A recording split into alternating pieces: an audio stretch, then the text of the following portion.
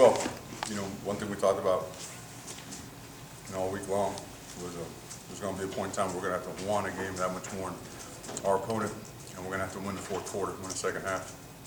And we found ourselves in that situation and put ourselves in a real difficult situation at the end of regulation. And found a way to put the ball down, get it back, go into overtime, and play a second overtime, and found a way to get a big play on not only on offense, then on defense, to force them to bad third and fourth down situation. End up coming up with victory. So a tremendous team effort. The O-line came out, wanted to run the football. We talked about it all week long. They stacked the box with a lot of guys. They have a lot of times a 9-man box, some of your one-back sets. So it's going to be a matter of getting hats on hats, moving your feet, driving the line of scrimmage, and making that one guy miss. Eric Perry did a great job. Jeremiah Harden, while he was out, did a real good job. Mallory had a couple of big runs. And then, what you say about T.Y. Hilton. I mean, he looks like the guy that we all know. You can't put into words what this win means for you guys. I mean, is it fair to say that it saves your season? Well, I think the entire Sun Belt Conference right now is playing what I guess you would refer to as a single elimination ball. I mean, every week is ultra important. It is a very competitive conference. There's a lot of parity. You got to show up to play. We talked about with our guys.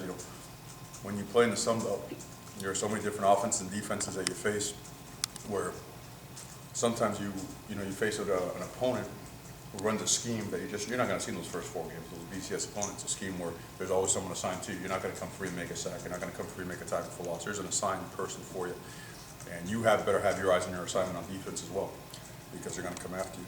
So we talked about eye discipline. They caught us a couple of times. You got to give credit to them. They played a real good football game as well. And I know Todd Berry personally. He's as good as it gets in the profession. He had them ready to play, and it's kind of fitting that the game went in double overtime and the way it did. I mean, just the emotional roller coaster and then getting the win. I mean, to ask a cliche question, what's going through your mind right now? How do you feel? Well, you can be honest. Yeah, certainly don't like having heart attacks before I'm 41 years old. I just felt we put ourselves in a bad situation there at the end when we could have had a chance to win, and then the defense kept talking about it all week. I think we saw some things today on film, as we gathered as a team. And we also saw, some while we were waiting throughout the course of the day that talked about November football. How in November, things hurt that much more. How games are that much more important. How the clutter of camp in the beginning of the season, all of a sudden you start to see that light more towards the end of the tunnel, and that light becomes brighter and brighter. You get that much more hungry for it. I think that stuff really popped today. I think it really showed. I think 10 months of a very grueling off season showed today double. The decision to pass late in regulation, was it your call? Was it Scott's? And what did it come down to? We call the game as it is. The call is to be made where if there is coverage, to throw it out of bounds so we could run the next play to the middle of the field, call a timeout, and kick a field goal. With the ball in the right hash, not typically our best place to kick the ball from. I think West didn't get to see him. He's trying to make a play. The place to throw the ball out of bounds if there is any type of coverage, and then come back the next play and yield the ball in the middle of the field to give yourself a chance for a 36-yard field goal. Did you miss on a field goal early in the day? Was a little hesitant to kick it right there from the right hash, especially with 3 downs left. Can you talk a little bit more about T.Y. and does he ever cease to amaze you? I mean, he's getting, he had that look in his eye today, and he kept saying all week, I got you, and to all his teammates and myself. And, that kickoff return, that's what a way to answer the bell, right? When somebody scores on you. And the reverse in overtime, the deep play to him, the double move he had on the other, I think he had 4 touchdowns, is that correct? Yes, sir. He had 4. He played one of his best games that I've seen. I don't know how many all-purpose yards he had, maybe somebody had. Close to 300. Yeah, almost 300. Is that right? Yeah. No, he had one of his best games. And in a big-time situation, the game that, determines for the temporary, who's in front of the conference, We needed this ball game. This team, ULM, just came off of beating Troy for the first time, I think, in 13 conference attempts. They beat a real good football team and beat them well. And we knew they were coming in well prepared, and with plenty of weapons. So when T.Y. is at it, you got to have T.Y. his best, in other words, when you play a team like that. You guys haven't really been, 2 years back, that FIU game kind of bounced you from bowl consideration, but this close to controlling your own destiny and winning the conference, you've never really had that before. What's this like? I guess we'll figure it out tomorrow, right? We like everybody, 24-hour rules in effect. I think we all got taught that in maybe the days of Pee Wee football. You win or lose, you 24 hours, you soak it in. The only difference is here, it's probably cut down to 12 hours. We got to get up, we got to go to study hall, do all that other stuff. We got to get in the training room too. We're still pretty banged up. We didn't have Kedrick Rhodes tonight. Jeremiah Harden went down early. We didn't have Kalen. Hats off to Cedric Davis. We went in there and did a great job, and Rupert Bryant went over to left tackle. We did a real good job as well. I think we ended up rushing for, I'm sorry guys, I got this late on the way up, so, for 242 yards.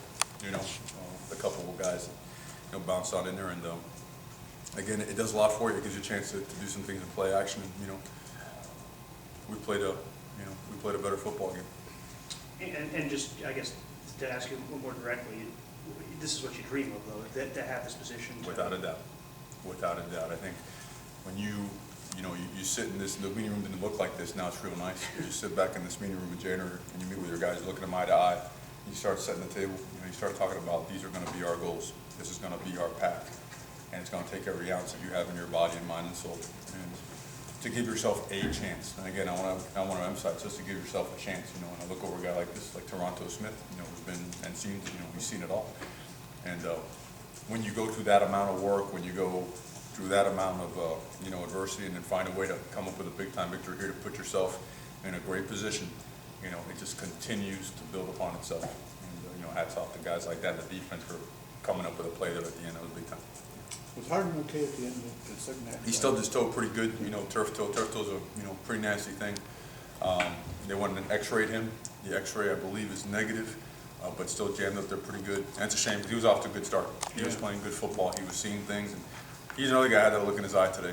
He was ready to go. And I think the nice thing about the backfield has been that we've had 4 or 5 guys that we've shuffled around, and the guy who had the best week we put in there and play. Well, now, unfortunately, Jerry took a shot. Kedrick, he actually had to have a minor procedure done, yesterday, very minor. He's already walking around doing rehab, so somebody else has to step up. And he came back from being banged up, and he ran tough. Sorry, who did he ask you about it in here? About Harden. Jeremiah Harden. Jeremiah Harden. Yep. Gotcha. So credit to the offensive line. They knew it. They're going to have to stay on their blocks longer. A couple different guys are going to be in the game running the football. Mallard went in there. He had been banged up as well. So you got a good number of guys, but they're not big backs now. They're not monsters, so they've been banged up pretty good. The bottom line, they managed to stay healthy throughout the course of the game and got it done. What's the biggest thing you could take from a win like this, from an overtime win, just heading into the last half of conference play? Yeah, it's just the will to continue to just press on, to fight on. We talked about it. It's going to be who wants it more. Look at that side. That's a good football team. They want it. They're bounced around. They're well coached. And we feel we're a good football team. We're working our behinds off to get better and better. Who's going to want this game more? Who's going to execute better? Who's going to stay away from penalties? Who's going to find a way to punch in on 3rd and 1? Who's going to find a way to go into overtime and win the football game? We were one play better than them today, and for now it's good enough. Let's talk about that last defensive possession. The 2 big stops, the sack by Toronto, and then the last play of the game. The regulation or overtime? Overtime. I got you. Just a great job by Toronto. I'm sure he'll get into it more in a more elaborate fashion as well. He gets a chance to come up here. But one thing these guys do all week long, they work on tackling. We practice, and we do have physical elements that we, even at this time of year, use in our practice. And there's a guy that first thing that Toronto Smith said while we're coming off the field was, that's what hours and hours of extra film watching do. So I'll let him tell you himself about what allowed him to sniff that out and make it believe. Right. Okay. Cool. Thanks, Coach. All right, guys. It's a good Oh, night. again. All right.